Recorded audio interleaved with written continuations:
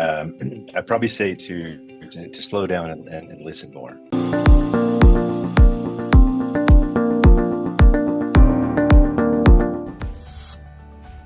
So, Sean, what was your first job? My first job, I had a couple of side jobs in high school and stuff like that. I would say my first like adult job was the Marine Corps.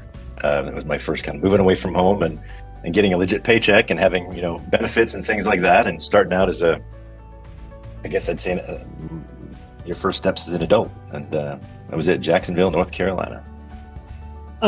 What's one advice you'd give to your younger self, let's say from 10 years ago?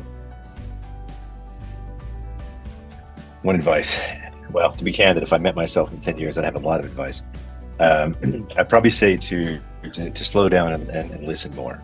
Like be quick to listen, and even quicker to seek understanding versus always feeling like you have to have the answer. Who's one person you really appreciate at this very moment and why? My mother, without a doubt.